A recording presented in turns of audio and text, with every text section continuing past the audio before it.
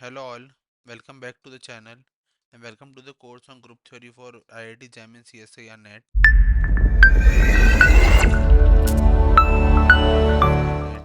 So in this lecture we are going to study a new topic called subgroups.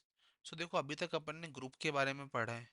अब जैसे कि नाम पता रहा है सब ग्रुप मतलब कहीं ना कहीं कनेक्शन तो ग्रुप के साथ ही है, राइट। सो देखो अभी तक अपन ने पढ़ा है कि आर प्लस ग्रुप है, जेड प्लस ग्रुप है, राइट। पर अब अगर मुझे बोला जाए कि अब मुझे पता है कि z जो है वो r का सबसेट है क्योंकि real number forms by rational irrational number और ये rational numbers are the set of integers, right. So then तो z जो है वो r का सबसेट है। तो अगर z r का सबसेट है तो क्या मैं बोल सकता हूँ कि z r का सब ग्रुप होगा, है ना। z प्लस इज सब group of r plus, of course. तो सब ग्रुप एक्चुअल में होता क्या है वो देखो। अ नॉन एम्प्टी सबसेट, एक नॉन एम्प्टी सबसेट मतलब सबसेट कैसा होना चाहिए, नॉन एम्प्टी। वो अपन ने एच से डिनोट कर दिया उसको, right. Of a group G, G group का is said to be subgroup, वो सब ग्रुप कहलाता है, right. If the H forms, अगर एच एक ग्रुप फॉर्म करता है अंडर द सेम, देखो यहाँ पे है ना सेम आना चाहिए, same same binary composition of G, जो कंपोजिशन जो बाइनरी ऑपरेशन जी का है अगर वो सेम बाइनरी ऑपरेशन के साथ में एच जो कि सबसेट है अगर वो ग्रुप फॉर्म करता है तो वो सब ग्रुप कहलाता है। और अगर सपोज करो जैसे एच एच जो है वो जी का सब ग्रुप है और के जो है वो एच का सब ग्रुप है, तो के जो है वो जी का सब ग्रुप हो सकता है, राइट। तो ये था सब ग्रुप।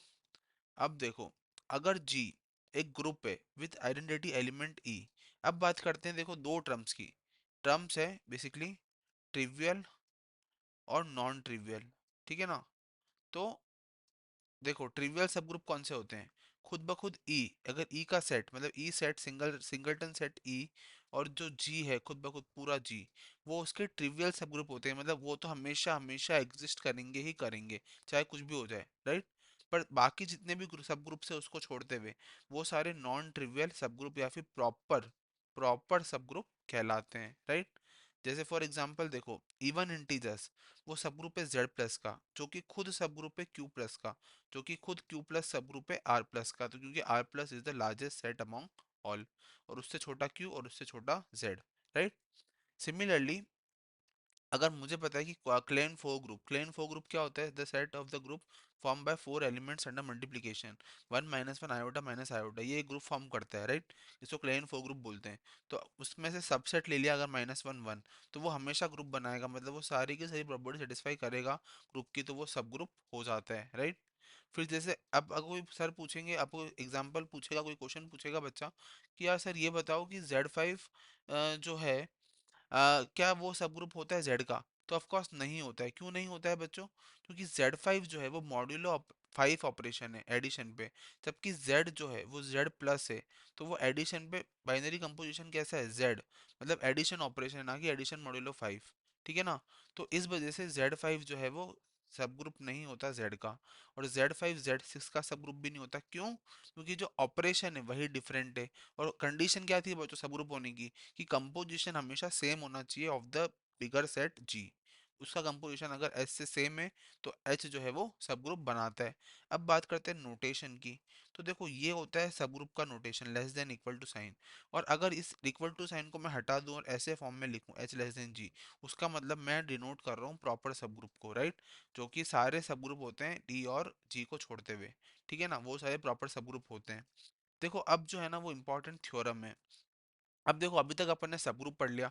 अब कोई बोलेगा कि यार सब ग्रुप जो है अपन ने हमेशा सब ग्रुप प्रूफ करने के लिए क्या अपने को जरूरी है कि सारी प्रॉपर्टी ग्रुप की प्रूफ करनी पड़ेगी, नहीं, मैं बोलूंगा नहीं। क्यों, क्योंकि ऐसी थ्योरम्स बनी है, ऐसे रिजल्ट स्टेटेड है जिसकी मदद से अपन डायरेक्टली वन स्टेप या फिर टू स्टेप में डायरेक्टली बोल सकते हैं कि अगर ये अगर सेट है सबसेट है, तो अगर ये कंडीशन इस कंडीशन को सेटिस्फाई कर रहे हैं वन स्टेप और टू स्टेप को, तो वो डायरेक्टली सब ग्रुप बनेंगे, राइट। तो देखो a non empty subset H of a group G, जो एक non empty subset H of a group G, वो सब ग्रुप कब कहलाएगा, इफ एंड ओनली इफ, देखो कंडीशन क्या है, if and only if a B belong to H then A B belong to H, a comma b belong to H then a this implies a B belong to H closure property, और ए belong to H implies A inverse belong to H. तो देखो अगर अपन late करते हुए चल रहे हैं कि एच सब ग्रुप है, तो अगर एच सब ग्रुप है तो अपन को पता है कि इफ कंडीशन, इफ कब होंगी, ये कंडीशन ऑटोमेटिकली होल्ड करेगी। अपने को अब ये शो करना है कि अगर ये कंडीशन होल्ड करेगी तो एच सब ग्रुप होगा, मतलब एच ग्रुप प्रूफ करना है, राइट। तो देखो लेट कन्वर्सली में क्या करेंगे, conversely let the given condition hold, ठीक है। तो अपन को पता है G closure property, closure property easily hold करेगी, क्यों? क्योंकि मुझे पता है कि ए बी मतलब अंडर मल्टीप्लीकेशन और under same under the operation, binary operation dot a B belong to H जो है वो हो रहा है, तो क्लोजर प्रॉपर्टी तो होल्ड हो गई। अब with the help of closure property we can establish the associativity simply, right. तो अपन ने एसोसिएटिविटी को एस्टेब्लिश कर लिया, राइट। तो एसोसिएटिविटी होल्ड्स। अब बचा क्या बच्चों, इनवर्स और आइडेंटिटी, राइट। तो देखो अगर ए बिलोंग टू एच है और A inverse belong to H A given है, तो मुझे पता है कि फर्स्ट से क्या होगा, क्लोजर प्रॉपर्टी से a into a inverse belong to H होगा। इसका मतलब क्या है, आइडेंटिटी बिलोंग टू एच। जब भी एलिमेंट खुद के इनवर्स से मल्टीप्लाई होता है तो हमेशा आइडेंटिटी बनता है, राइट, इस तरीके से। तो आइडेंटिटी होल्ड कर गई, therefore H as an identity. Now inverse की अगर बात करें तो देखो इनवर्स सेकंड एलिमेंट से प्रूफ हो रहा है कि भाई जो ईच एलिमेंट का एच जो है, एच में ईच एलिमेंट है उसका इनवर्स एग्जिस्ट कर रहा है, एच इनवर्स मतलब ए इनवर्स जो है वो एग्जिस्ट कर रहा है बाय सेकंड प्रॉपर्टी। तो therefore H satisfy all the property of a group, so therefore H is a सब ग्रुप ऑफ जी, राइट। अब देखो जरा कि थ्योरम टू क्या कहती है। थ्योरम टू कहती है कि अ नॉन वाइड सबसेट, देखो वाइड नॉन वाइड मतलब नॉन एम्प्टी होता है, कुछ अलग नहीं होता है, राइट। तो नॉन वाइड और नॉन एम्प्टी एक ही बात है। तो अ नॉन वाइड और non empty subset H of a group G is a subgroup. वो सब ग्रुप कहलाएगा if and only if condition क्या है, अगर A B belong to H है तो इसका मतलब हमेशा इंप्लाई करेगा कि A B inverse belong to H, right. तो इसमें भी अल्टीमेटली देखो अब की बार अपने को क्या दे रखा है, अपन ने लास्ट वाले के अंदर जो है अपन ने इस वाले के अंदर अब अपने को ए बी इनवर्स दे रखा है, तो अल्टीमेटली अपने को प्रूफ क्या करना है, ग्रुप। तो सिंपली फर्स्टली तो सीधी सीधा क्लियर है कि अगर एस सब ग्रुप है जी का तो ये प्रॉपर्टी सेटिस्फाई करेगी, तो ये तो प्रूफ हो गया, राइट। पर कन्वर्सली क्या है कि अगर ये कंडीशन गिवन है तो एस सब ग्रुप प्रूफ करना है। तो एच को अगर सब ग्रुप प्रूफ करना है तो एच को अपने को ये प्रूफ करना है कि वो ग्रुप होगा under the same composition as G, right. तो डेट मीन्स अब थ्योरम वन से अपने को पता है कि जो अगर ये A B belong to H है, राइट। तो थ्योरम वन से पता है कि एसोसिएटिविटी बनेगी, ठीक है ना, एसोसिएटिविटी होल्ड होगी थ्योरम वन से, राइट।